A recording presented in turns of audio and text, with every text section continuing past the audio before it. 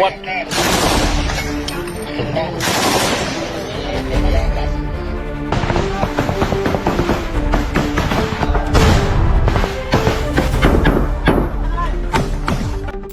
Indonesia ternyata pernah mengirimkan persenjataan dan amunisi produksi dalam negeri ke Kamboja. Fakta ini kembali menjadi sorotan di tengah meningkatnya ketegangan militer antara Kamboja dan Thailand di kawasan perbatasan.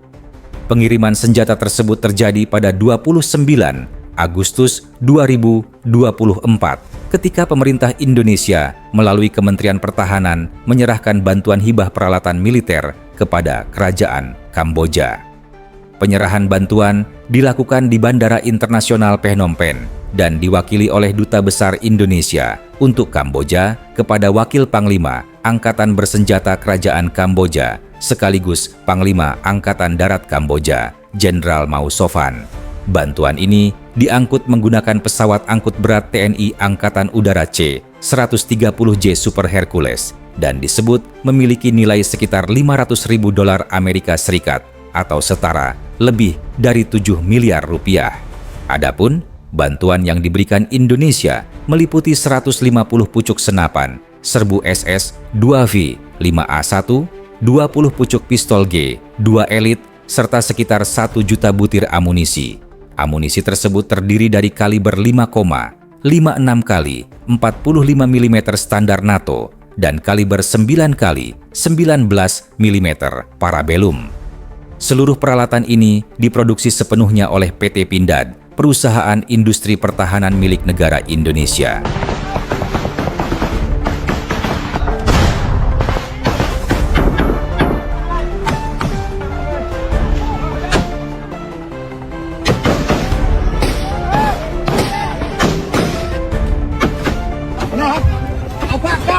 Pemerintah Indonesia menyatakan bahwa hibah ini merupakan bentuk komitmen untuk memperkuat kerjasama pertahanan bilateral, sekaligus memperingati 65 tahun hubungan diplomatik Indonesia dan Kamboja pada tahun 2024. Sementara itu, pihak Kamboja menyampaikan apresiasi dan berharap bantuan tersebut dapat meningkatkan kapasitas operasional pasukannya, khususnya dalam menjaga keamanan nasional dan stabilitas kawasan. Pengamat geopolitik menilai bantuan ini tidak hanya bersifat simbolis, tetapi juga memiliki nilai strategis dan ekonomis. Selain mempererat hubungan politik, hibah ini sekaligus menjadi ajang promosi industri pertahanan Indonesia di kawasan Asia Tenggara. Apalagi, Kamboja sebelumnya telah menyatakan ketertarikan untuk membeli produk-produk persenjataan buatan Indonesia dalam jumlah lebih besar, termasuk senjata ringan dan helikopter. Hubungan pertahanan Indonesia dan Kamboja sendiri memiliki sejarah panjang sejak era 1970-an dan semakin menguat pada 1990-an ketika Indonesia berperan penting dalam proses perdamaian Kamboja pasca konflik internal. Indonesia bahkan mengirim lebih dari 3.900 personel pasukan perdamaian dalam misi PBB UNTAC pada periode 1992 hingga 1993.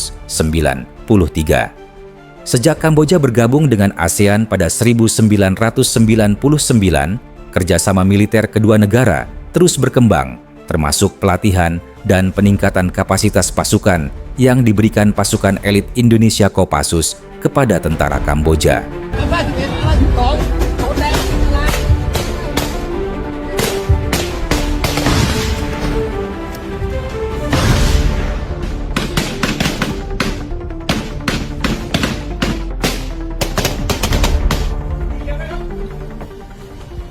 Dalam konteks terkini, beredar video yang memperlihatkan konvoi truk militer yang diduga membawa pasukan khusus Baret Merah Kamboja menuju garis depan pertempuran.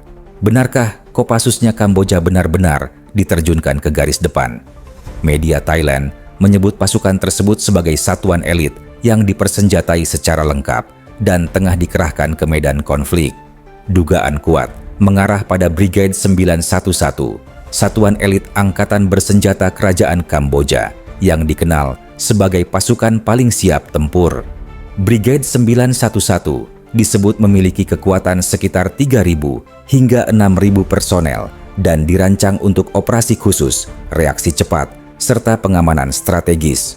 Unit ini dikabarkan pernah mendapatkan pelatihan dari berbagai negara, termasuk Indonesia, dalam kerangka kerja sama militer regional. Kemiripan atribut dan pola latihan mereka dengan pasukan khusus Indonesia pun kerap menjadi perbincangan.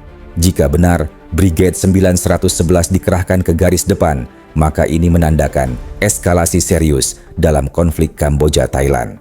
Pasukan elit ini kemungkinan diturunkan setelah pasukan reguler Kamboja mengalami tekanan di sejumlah posisi strategis.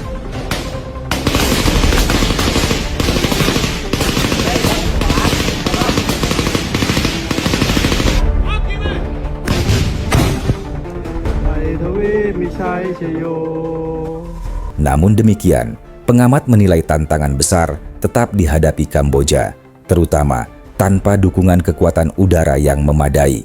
Situasi ini pun memunculkan kembali pertanyaan publik mengenai posisi Indonesia di tengah dinamika konflik regional. Apakah hibah persenjataan di masa lalu dapat diartikan sebagai dukungan penuh terhadap Kamboja atau murni bagian dari kerjasama pertahanan dan promosi industri nasional?